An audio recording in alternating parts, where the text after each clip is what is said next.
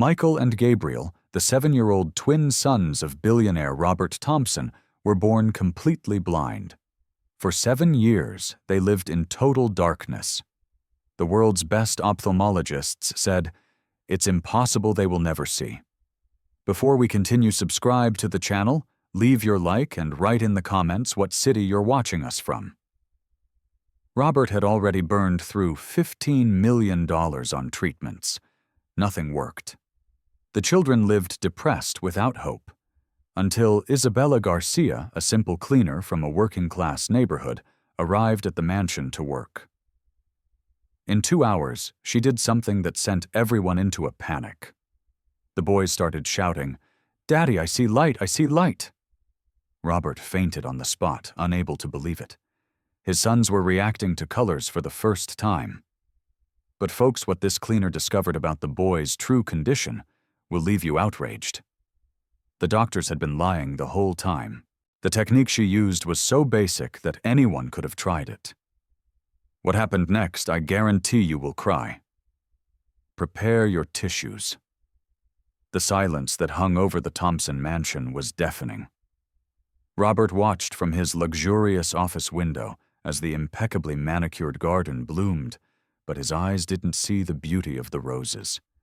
For 7 years, ever since Michael and Gabriel were born, his life had become a desperate search for a miracle that seemed increasingly distant. The death of his wife Marina during the twins' birth had left a void that no amount of money could fill. But worse than the loss of his wife was seeing his sons trapped in a world of total darkness. The babies who should have brought joy to his home only confirmed the devastating diagnosis: complete congenital blindness. Robert shuffled through the papers on his mahogany desk, medical reports, piling up like reminders of his impotence. $15 million spent in specialized clinics, experimental treatments, surgeries in Europe, consultations with the best ophthalmologists in the world. They all reached the same cruel conclusion: impossible.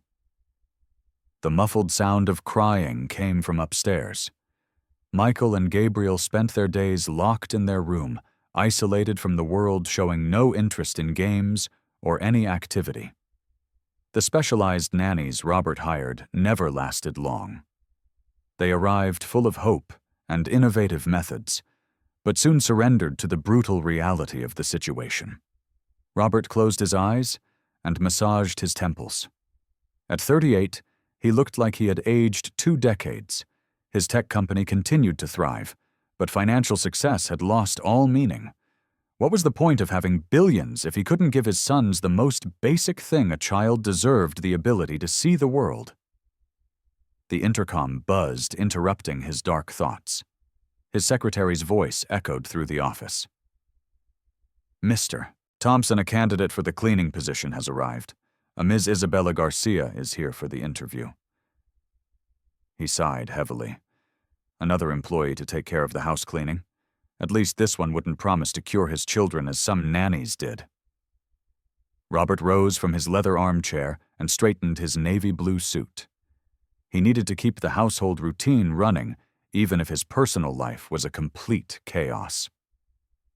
Descending the white marble staircase, Robert could hear the twins' persistent crying more clearly. The sound pierced him like daggers. How could a father get used to the suffering of his own children? How could he accept that 2 such young children were condemned to a life of limitations and dependence? In the foyer, a young woman stood waiting, holding a simple folder with her documents. Her black hair was tied back in a neat ponytail, and she wore modest but well-kept clothes.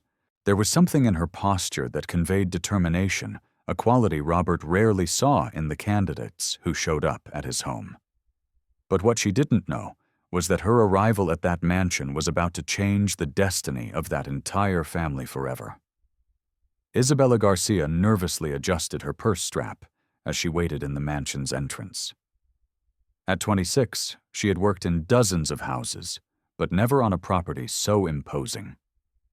The marble columns and crystal chandeliers contrasted sharply with the simple house where she grew up on the outskirts of Chicago.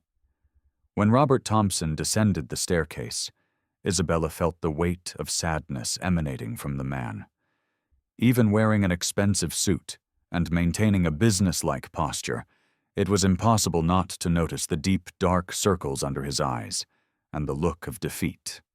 She had researched him before the interview, one of the country's most successful entrepreneurs, but one who rarely appeared in public since the birth of his sons. Ms. Garcia. Robert extended his hand formally. I'm Robert Thompson. Thank you for coming.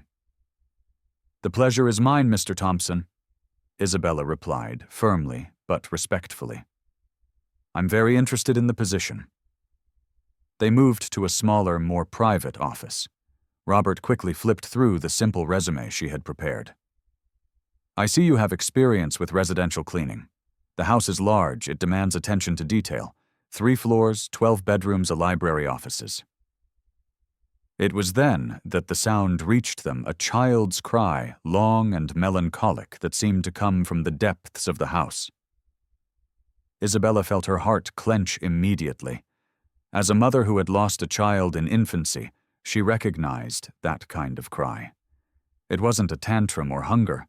It was pure sadness. Robert paused the conversation and closed his eyes for a moment, as if the sound were physical torture. My sons, he murmured more to himself than to her. 7-year-old twins. They have some special needs. The crying continued, and Isabella had to control herself not to ask if she could help. There was something in that sound that stirred all her maternal instincts. Is it just the 3 of you in the house, sir? Yes, their mother passed away in childbirth. Robert's voice carried years of unprocessed pain. There's also a specialized nanny who cares for them during the day. But, well, you won't have to worry about that. Your role will be strictly cleaning the house. Isabella nodded, but she couldn't get that cry out of her head. There was an urgency to it, as if the children were asking for something no one could offer. May I ask, are they healthy? Robert hesitated before answering. They were born blind. Total blindness. The best doctors in the world have already examined them. His voice dropped almost a whisper. There's nothing that can be done. Isabella's heart raced. Childhood blindness was something she knew intimately. Her younger brother had been born with partial visual impairment, and she had spent her entire adolescence learning special techniques to help him. When he died in an accident at 15, Isabella swore she would use all that knowledge to help other children if the opportunity arose. I understand, she said softly. It must be very difficult for you. The job pays well. Robert changed the subject abruptly. $3,000 a week with weekends off. I just need you to keep the house impeccable and not interfere with the children's routine. The nanny is the one who takes care of them. Isabella desperately needed that job. Bills were piling up at home, and her mother depended on her care. But something stronger than financial need motivated her at that moment. I accept the position, Mr. Thompson. Excellent. You can start tomorrow morning. Oh, and Isabella? Robert paused at the door. It's important that you understand. My sons have suffered enough. I don't want anyone giving them false hope. As she left the mansion, Isabella could still hear the echo of that cry. But what she didn't imagine was that her arrival in that house was about to reveal a secret that would change everything that family believed about the twins' condition. Isabella's first day of work began at 6 a.m. She arrived at the mansion carrying her cleaning supplies in a simple bag, determined to do a good job. The head housekeeper, Mrs. Celia, a 60-year-old woman who had worked for Robert for over a decade, greeted her at the back entrance. Child, you seem too young to handle this house, Mrs. Celia commented as she led her through the corridors. There are many rooms, and the boss is very demanding about cleanliness. Isabella nodded, absorbing every detail of the house's layout. I'm used to hard work, Mrs. Celia. You can rest assured. As she organized her cleaning products in the supply closet, Isabella heard footsteps in the hallway. Robert came down the stairs already dressed for work, phone glued to his ear discussing numbers and business strategies. He gave her a brief nod and headed to his office. It was then that she heard the same melancholic cry from the previous day again. This time, however, it was closer. Isabella discreetly followed the sound until she reached a living room on the second floor. Through the slightly ajar door, she could see two small boys sitting in armchairs far too large for them. Michael and Gabriel were identical, with light brown hair and angelic faces that carried a deep sadness. They rocked their bodies back and forth, a repetitive movement Isabella recognized immediately. Her brother used to do the same thing when he was anxious or frustrated. A uniformed nanny looking to be in her 50s sat across the room scrolling on her phone. "Stop crying," she said without looking up. "You know it won't do any good." Isabella felt a wave of indignation. Those children needed stimulation, affection, attention, not indifference. She returned to her chores, but she couldn't concentrate on the cleaning. With every whimper that came from upstairs, her heart ached more. Around 10 a.m., Robert left for a business meeting. The nanny took the opportunity to go to the kitchen for a snack, leaving the twins alone in the room. Isabella knew she was disobeying direct orders, but she couldn't resist. She went up the stairs, silently carrying a spray bottle of glass cleaner. When she entered the room, the boys stopped crying, immediately sensing a different presence. "Hello, little ones," Isabella said in a soft, melodious voice. "I'm Isabella. I've come to make your house all shiny and fresh." Michael turned his head toward her voice. "Who are you? Where's Ms. Marcia?" "Ms. Marcia went for a snack. I'm here cleaning for you." Isabella approached slowly. "Do you want to help me?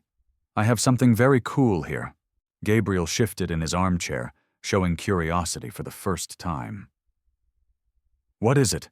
Isabella squeezed the spray bottle several times, creating a rhythmic and refreshing sound. Immediately, both boys smiled, the first genuine smiles they had shown in months. The sound was different, new, interesting. Psh, psh. She made the sound again, this time in a musical pattern. "It's my magic wand for making the windows as clear as crystal." To her surprise, Gabriel tried to imitate the sound. Psh, psh. Michael laughed, a real spontaneous laugh that echoed through the room like music. "I want to try too." Isabella spent the next 15 minutes creating simple sound games. She tapped the spray bottle against the table in different rhythms, made sounds with the sponge on the glass, and created improvised melodies. The twins participated, actively laughing and trying to reproduce the patterns. It was then that she noticed something extraordinary. When she made noises on the right side of the room, Michael turned his head in that direction with precision. When she moved to the left, Gabriel followed the movement perfectly. They didn't just hear the sounds, they located them spatially with impressive accuracy. The nanny returned and was shocked to find the scene. The two boys were on their feet, walking around the room and laughing, following the sounds Isabella created. "What's going on here?" Marcia asked, her mouth agape. "We're helping Isabella clean," Michael replied, radiant with happiness. Isabella quickly returned to her official duties, but her heart was racing. There was something very strange about those boys' condition. They showed a mobility and sensory response that didn't align with a diagnosis of total blindness. As she finished cleaning the floor, a certainty grew within her. She needed to investigate the twins' case further. And first and foremost, I want to thank all of you who are following this incredible story. Your comments and support mean a lot to me, and it's what motivates me to continue bringing stories that touch the heart. Thank you so much. When Robert arrived home that afternoon and heard the sound of laughter coming from his son's room for the first time in years, he He stopped on the stairs, completely confused. But what she had discovered about the twins was only just beginning to come to light. The next morning, Isabella arrived earlier than usual. She had spent the entire night researching childhood blindness on the internet, comparing symptoms and behaviors. Something didn't add up with the twins' situation, and she was determined to find out what it was. Robert had already left for work when she arrived. The nanny Marcia hadn't arrived yet, which gave Isabella a perfect opportunity to observe the boys in their natural state. She went upstairs silently and found Michael and Gabriel still sleeping in their beds. The room was adapted for the visually impaired. All the furniture corners had padded protectors. There were no loose objects that could cause accidents, and the floor was always completely clean. But Isabella noticed something peculiar. The curtains were always drawn, keeping the room in total dimness. When the boys woke up, she greeted them warmly. "Good morning, my little ones. Did you sleep well?" "Isabella," Gabriel shouted with joy. "You're back?" "Of course I'm back. I promised we'd play more, didn't I?" She approached the window. "How about I open these curtains to let some fresh air in?" "No," Michael shouted, scared. "You can't open them. The doctor said you can't." Isabella stopped immediately. "Why not, sweetie?" "Because it hurts our eyes," Gabriel explained, repeating something he had clearly heard many times. "Light is bad for people who can't see." This information left Isabella deeply intrigued. In her experience with her brother and other visually impaired children, natural light had never been a problem. On the contrary, many children with residual vision benefited from controlled exposure to light. "What if I open it just a little?" she suggested gently. "Very slowly so it doesn't bother you." The boys tensed up but didn't protest. Isabella opened a small crack in the curtain, allowing a thin beam of sunlight to enter the room. To her surprise, both Michael and Gabriel immediately turned their heads towards the light. "Did you notice I opened the curtain?" she asked, feigning casualness. "It's different," Michael said, confused. "Brighter, I think." Gabriel frowned. "Something has changed in here." Isabella felt her heart race. Completely blind children shouldn't be able to perceive changes in brightness with such precision. She decided to do a more specific test. "I'm going to play a new game with you. I'll make a shadow with my hand on the wall, and you tell me if you feel any difference." She positioned herself between the window and the boys, creating a shadow that blocked part of the light falling on them. Immediately, both reacted. "Now it's darker," Gabriel exclaimed. "It's like someone passed in front of something," Michael added. Isabella could barely contain her excitement. Those boys were not completely blind. They had at the very least light and shadow perception, something that could be developed with the right stimuli. She spent the whole morning doing discrete tests. She discovered that the twins could distinguish between light and dark environments, perceived the movement of large objects near them, and even showed a preference for certain directions when there were light sources. When Marcia arrived and found Isabella playing with the children again, she didn't seem very happy. "Miss Isabella, Mr. Thompson made it very clear that your job is cleaning. These children have a specific routine that cannot be changed." "Of course, I apologize," Isabella replied diplomatically. "They just seemed a little bored, so I thought I'd do some simple games while I organized the room." But internally, she was boiling with indignation. It was obvious that no one had properly tested these boys' visual abilities.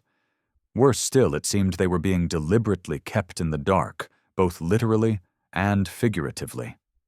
During lunch, Isabella took advantage of Marcia being out to get food and went to Robert's office.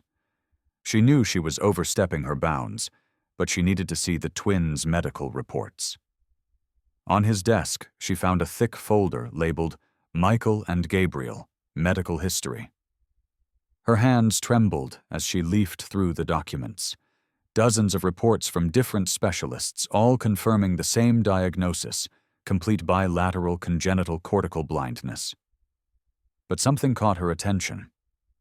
The first report, dated when the babies were only 3 months old, mentioned possible residual light perception to be investigated. However, all subsequent reports completely ignored this observation. Isabella discreetly photographed a few pages with her phone and put everything back in its place. Her mind was buzzing with possibilities. What if the twins weren't completely blind?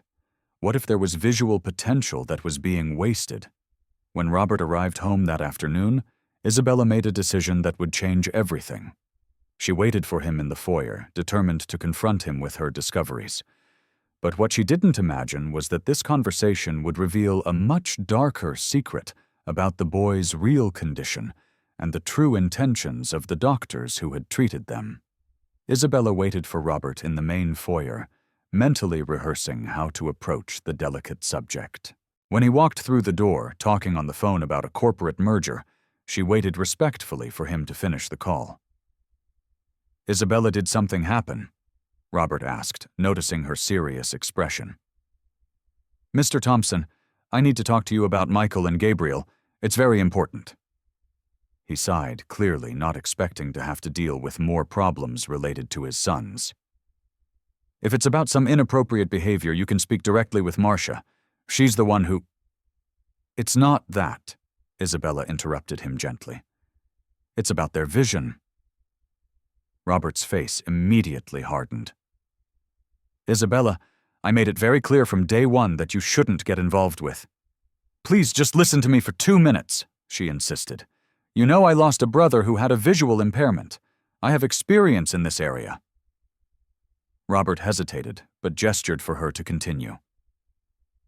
"Michael and Gabriel are not completely blind. They have light and shadow perception. They can detect movement and respond to basic visual stimuli." Isabella spoke quickly, afraid of being interrupted.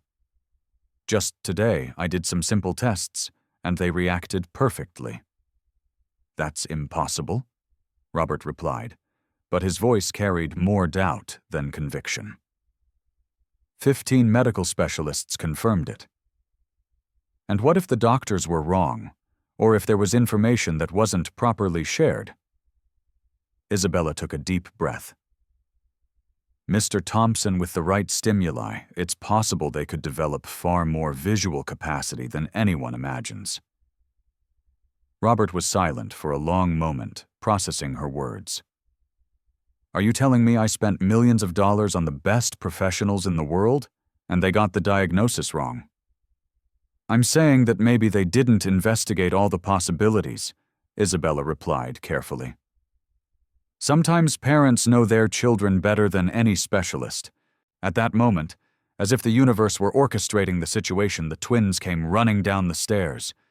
Marcia was behind them, visibly irritated. "Sorry, Mr. Thompson. They ran out of their room and said they wanted to see Isabella." "Daddy!"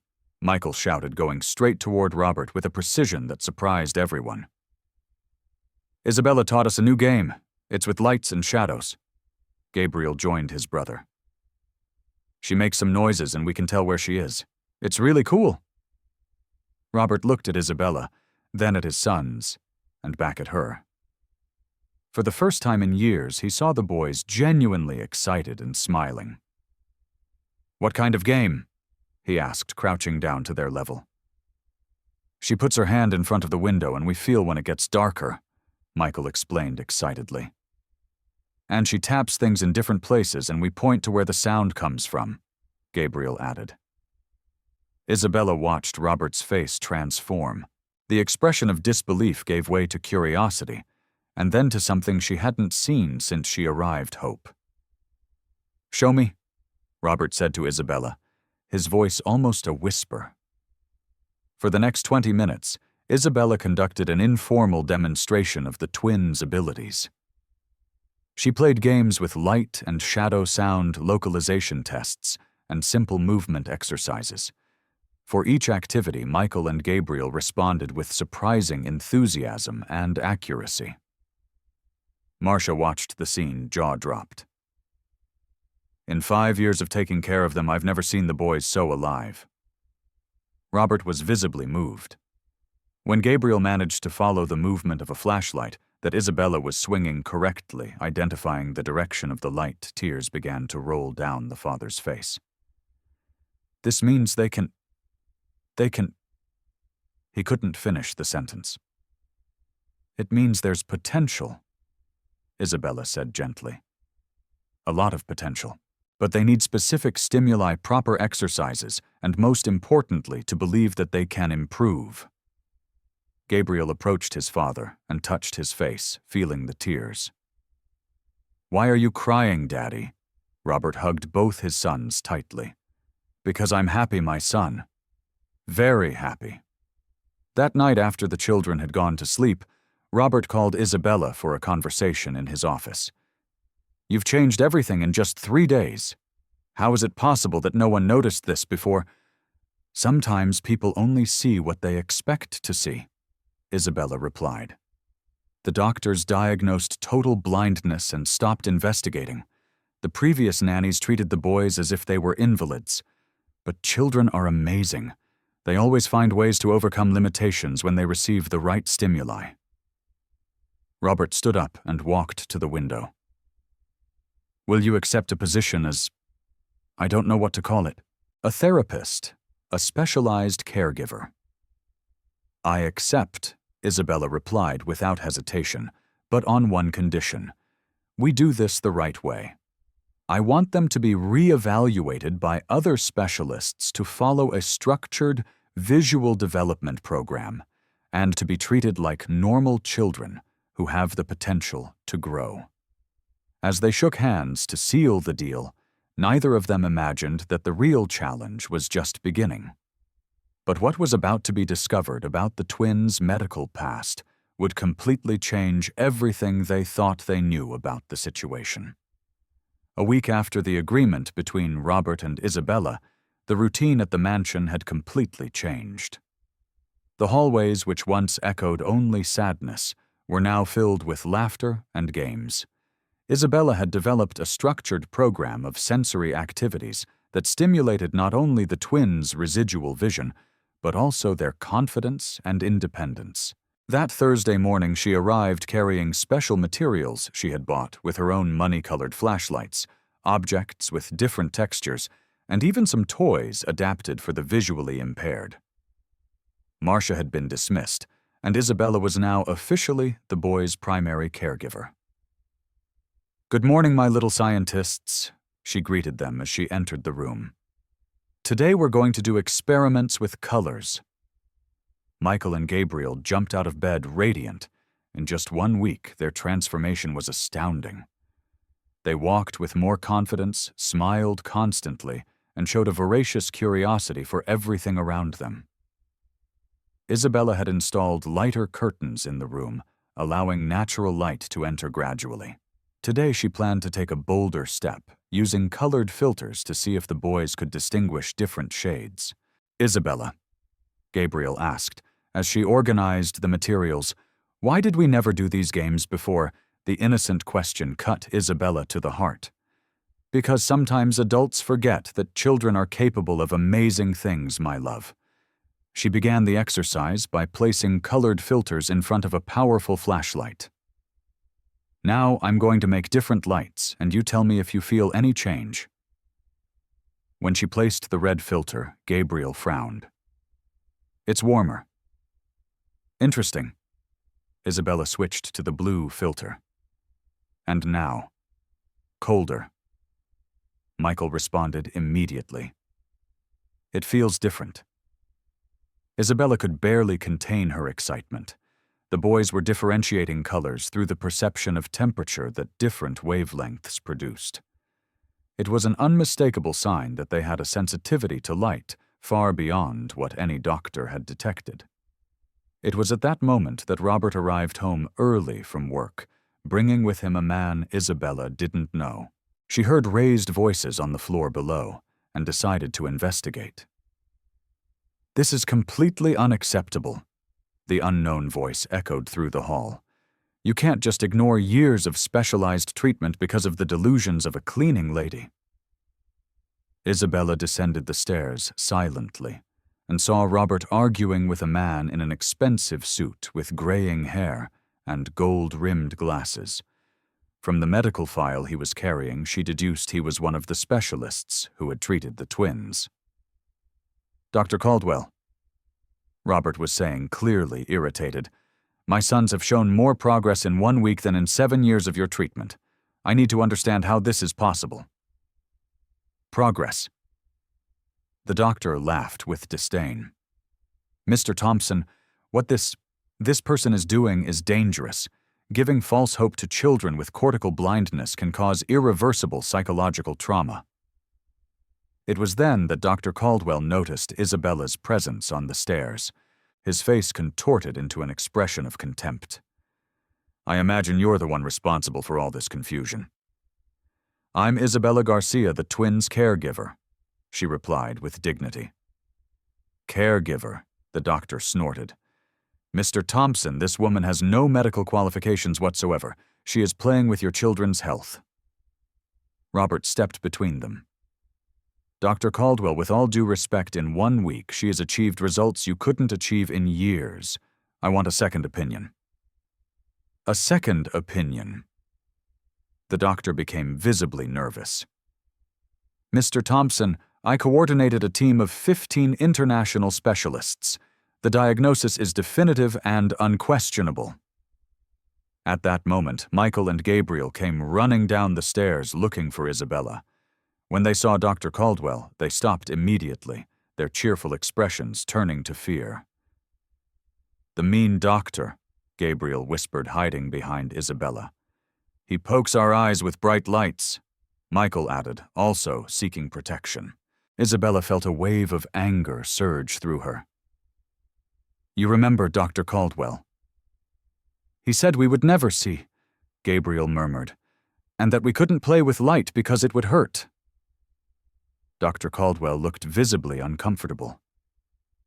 "Children have distorted memories. It's normal." "There's nothing normal about this," Robert exploded. "You traumatized my children, convinced them they were incapable."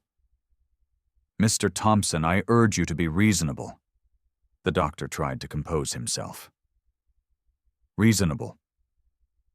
Isabella stepped forward, her voice firm and controlled.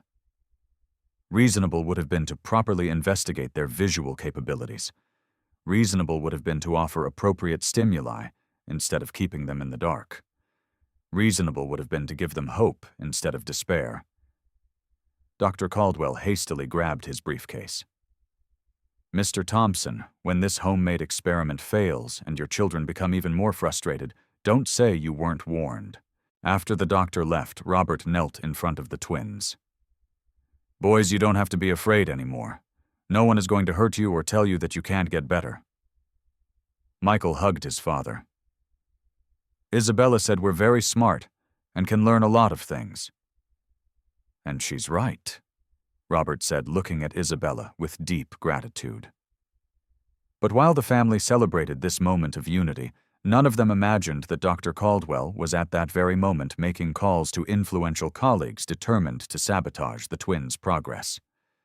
But what he didn't know was that Isabella had already begun to investigate the children's medical past and was about to uncover a truth that would put his career and those of other doctors in total jeopardy.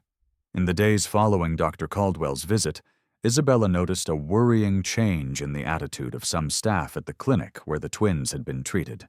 Strange phone calls began to arrive at the mansion questioning the unconventional therapy being applied, and even a social worker showed up for a routine visit that seemed anything but routine. Determined to protect Michael and Gabriel, Isabella decided to dig deeper into their medical history. She had photographed some documents from Robert's office, but needed more information. That's when she decided to seek out her old special pedagogy professor, Dr. Anna Reed, who worked at the city's top university hospital. "Isabella, dear," Dr. Reed greeted her warmly in her office. "What a surprise, how are you?" After catching up, Isabella explained the twins' situation, showing the videos she had recorded of their progress. The doctor watched intently, her eyebrows raising with each demonstration. "This is extraordinary," Dr. Reed murmured. "These boys clearly have significant residual vision." "Who was the doctor responsible for the initial diagnosis?"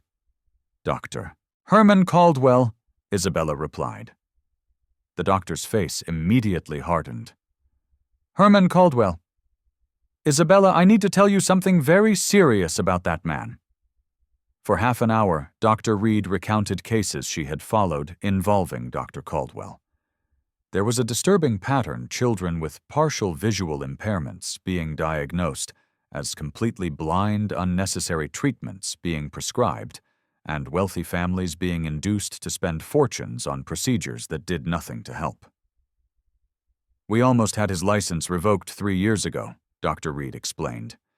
"But he has powerful political connections and managed to quash the case. Isabella, this man is using vulnerable children to get rich." Isabella felt her blood boil. So Michael and Gabriel were victims of a scheme. "From what you've shown me, I have no doubt. They were never completely blind.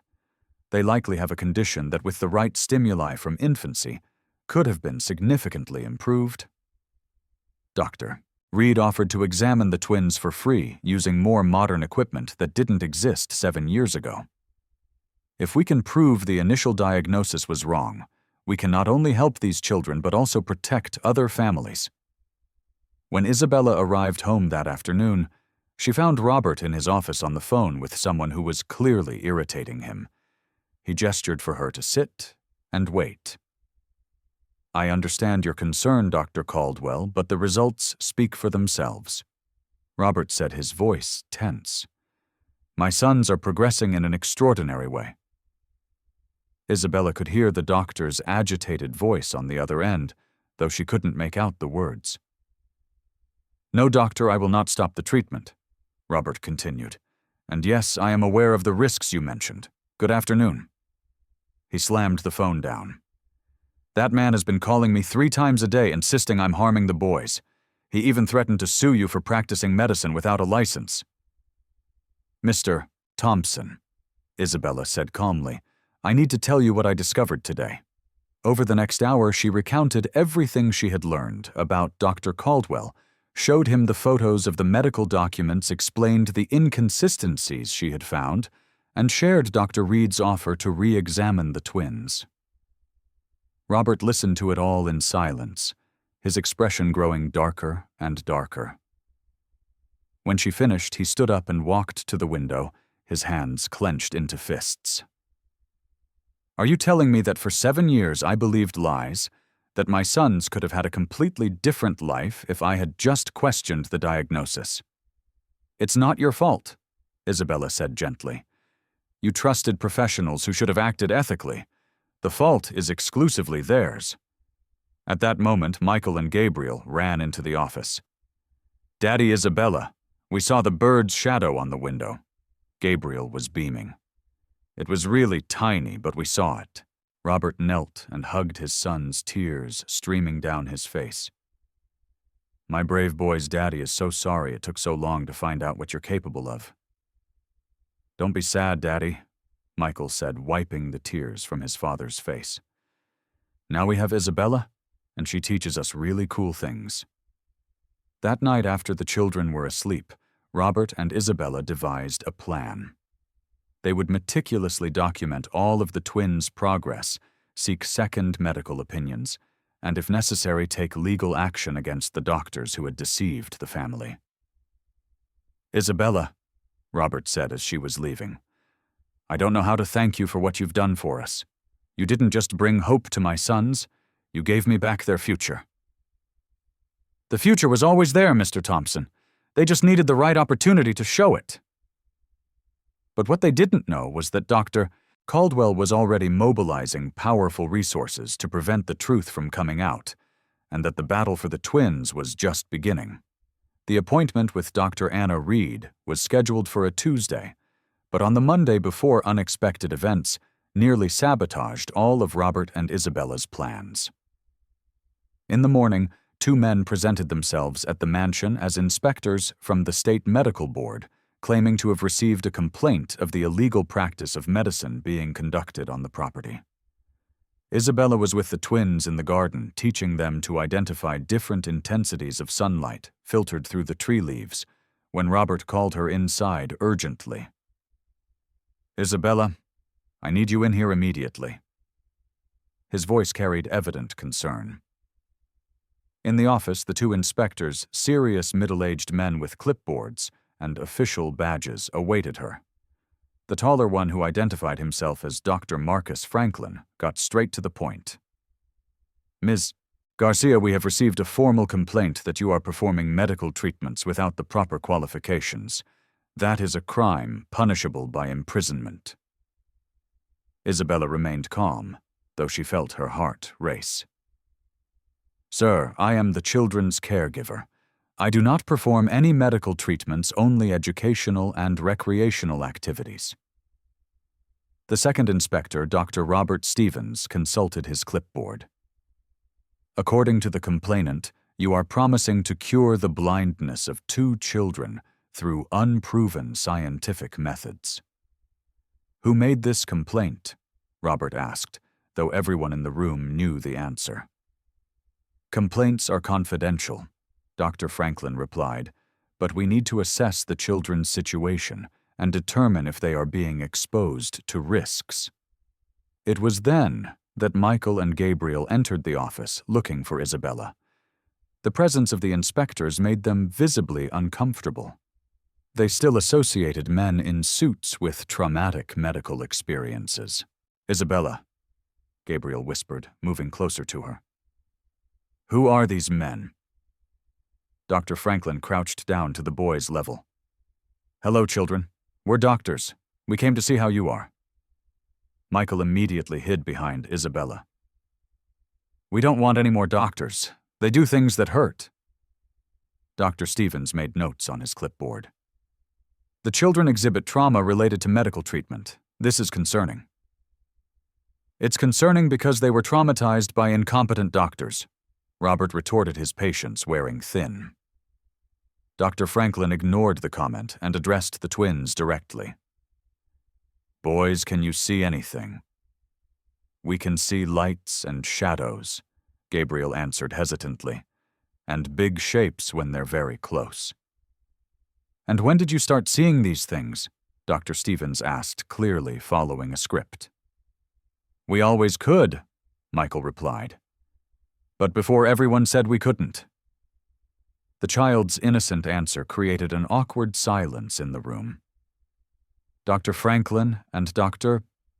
Stevens exchanged meaningful glances. "May I see the children's previous medical reports?" Dr. Franklin requested. Robert hesitated, but eventually handed over the medical file. For 15 minutes, the inspectors examined the documents in silence, occasionally making notes or whispering to each other. Finally, Dr. Stevens looked up. "Mr. Thompson, these reports indicate complete bilateral cortical blindness. If the children truly have visual perception, there is a serious discrepancy here." "Exactly what we are trying to investigate," Isabella said. "That's why we scheduled an appointment with Dr. Anna Reed at the University Hospital for a second opinion." Dr. Franklin frowned. "Dr. Anna Reed, I know her work well. She is a respected professional in the field of pediatric ophthalmology." "And if she confirms that the boys have visual capacity that was neglected?" Robert asked. The two inspectors looked at each other again. Dr. Stevens closed his clipboard. "Mr. Thompson, let's be frank with you. This complaint seems to have questionable motives. The children are visibly well cared for, happy, and demonstrating progress. We see no evidence of negligence or the illegal practice of medicine." Dr. Franklin added, "We recommend you proceed with the second medical opinion.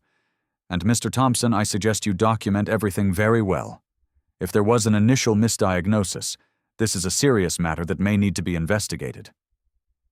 After the inspectors left, Robert and Isabella breathed a sigh of relief, but the tension escalated even further when that same afternoon they received a threatening call from a law firm representing Dr. Caldwell, demanding they cease any experimental treatment with the children immediately. "They're desperate," Isabella observed. "This only confirms that we're right." At the appointment with Dr. Anna Reed 2 days later, the results were even more revealing than they had hoped. Using state-of-the-art equipment, she discovered that Michael and Gabriel had approximately 30% functional visual capacity, enough to develop significant skills with proper training. "Mr. Thompson," Dr. Reed said gravely, "these children were victims of severe medical negligence. With proper stimulation from infancy, they could have developed visual capabilities very close to normal." The detailed technical report she produced not only confirmed Isabella's suspicions, but also provided irrefutable evidence that the initial diagnosis was completely wrong. When they returned home that afternoon, Robert made a decision that would change everything. "Isabella, we are going to sue every doctor involved in the initial diagnosis. And we're going to make this story public so that other families don't go through what we went through." But what they didn't know was that Dr. Caldwell had connections far more powerful than they imagined, and that the fight for justice would be much more dangerous than any of them anticipated. 3 months after the consultation with Dr. Anna Reed, life at the Thompson mansion had transformed completely. Michael and Gabriel attended regular visual stimulation sessions, participated in adapted physical activities, and for the first time in their lives played like normal children. Their progress was so impressive that Dr. Reed had decided to document the case for publication in an international medical journal. Isabella had become much more than a caregiver. She was now part of the family. Robert had formalized her position as the twins' special development coordinator with a salary that allowed her to properly care for her own mother and still help other families in her community. That Friday morning, while Isabella was working with Michael on visual motor coordination exercises, Gabriel came running from the living room, radiant with excitement. "Isabella, Isabella, I saw the bird. I saw the bird for real." Isabella dropped everything and ran with him to the window. Gabriel pointed to a tree in the garden where a finch was perched on a low branch. "He's yellow and black," Gabriel shouted, jumping with joy. "I can see his colors." Michael joined them at the window. "I see him too. He's tiny, but you can see him."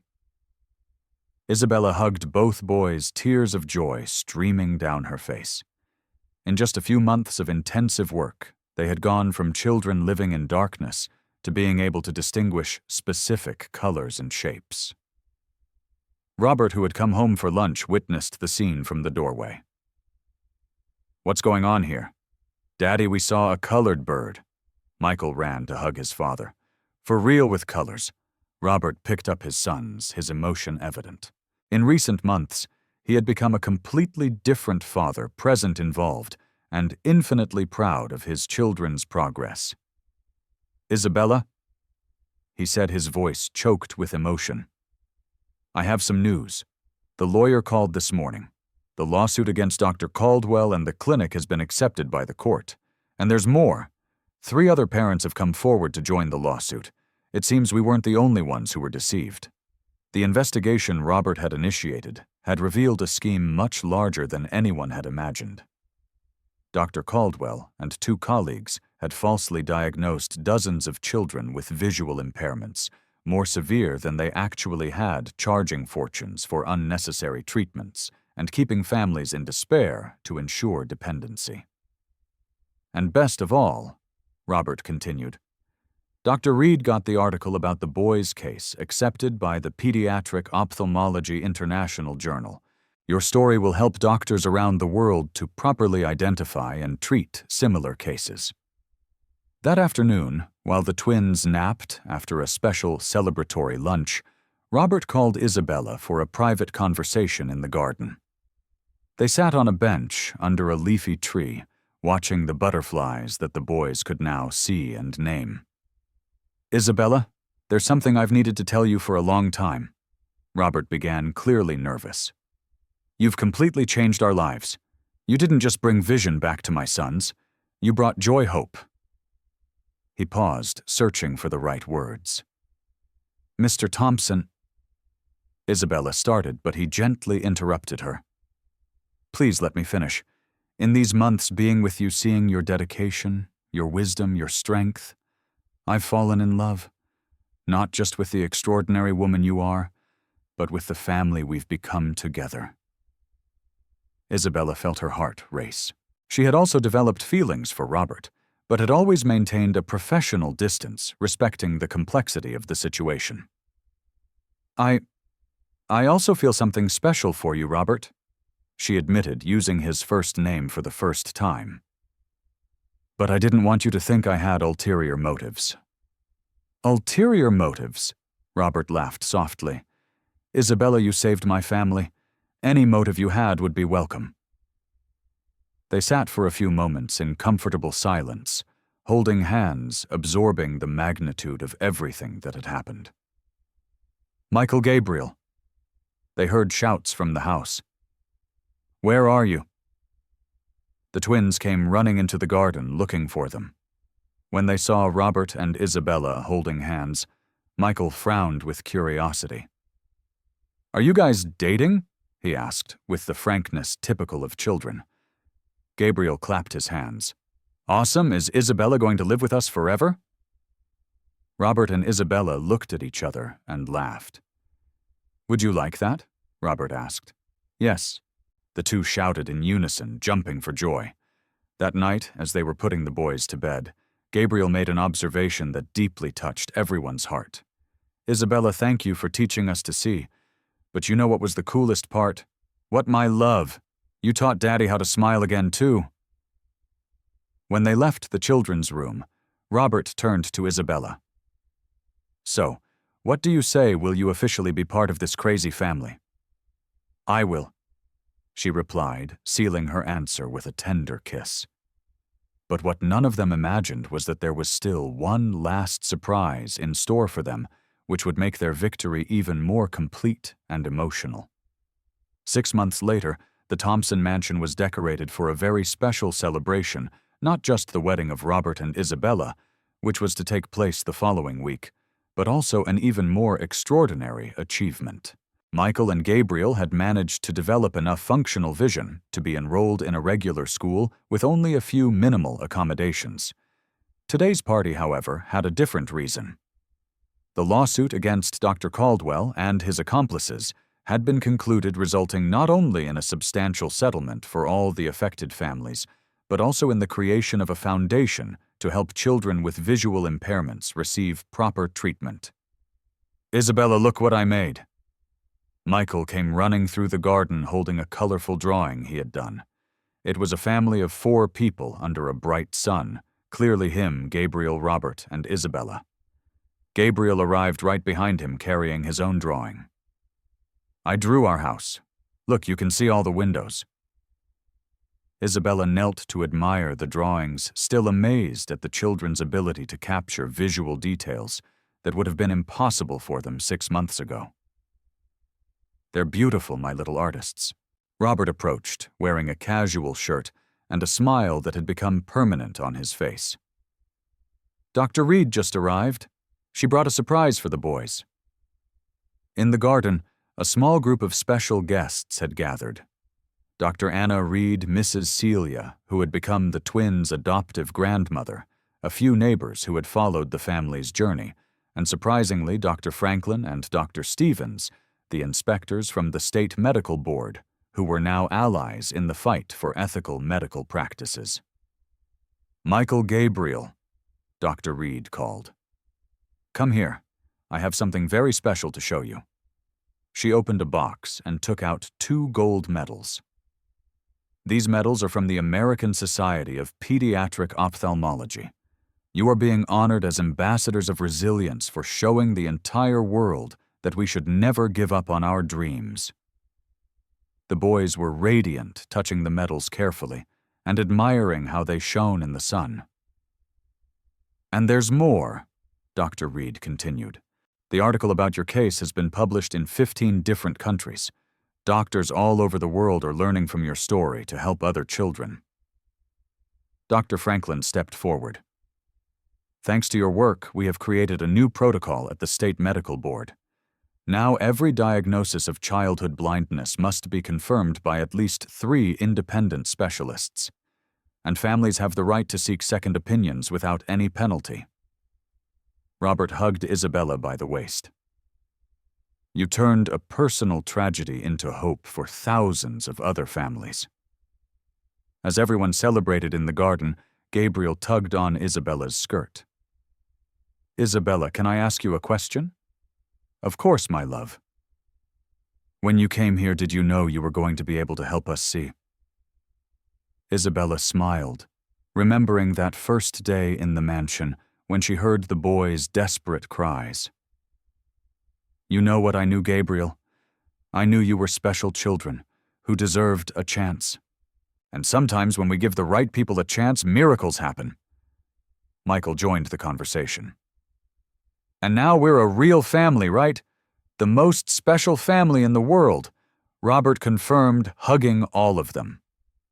Mrs. Celia approached with a giant chocolate cake. Did someone say it's a day to celebrate? The children ran to the table, followed by the adults. As everyone sang an impromptu celebration song, Isabella watched the scene with tears of joy in her eyes. Who would have thought that a simple cleaner from the outskirts could transform not only the lives of 2 children, but also inspire change in an entire medical system? Who would have imagined that true love could be born in the midst of a fight for justice? What are you thinking about? Robert whispered in her ear. I'm thinking that sometimes people come into our lives exactly when we need them most, she replied. And that love has the power to heal much more than just the eyes. Gabriel, his mouth smeared with chocolate, shouted from across the garden. Isabella, come see how I can see all the sprinkles on the cake. She laughed and ran to join the children, because now she knew a fundamental truth. No matter how dark the night may seem, there is always a light waiting to be discovered. And sometimes that light comes through the hands of those we least expect, transforming not only individual lives, but illuminating paths for others to find their own light as well. Years later, when Michael and Gabriel became young lawyers specializing in disability rights, they always told the same story. It all started when a brave cleaning lady refused to accept that we were less capable than we really are. She didn't just teach us to see with our eyes. She taught us to see the infinite possibilities that exist in each of us. Isabella, she remained exactly who she had always been, a simple woman who believed in the transformative power of love dedication and the refusal to accept limitations imposed by others. The difference was that now, the whole world knew her name, and hundreds of families had benefited from her courage to question the impossible. The Thompson mansion continued to be a home full of laughter discoveries and love.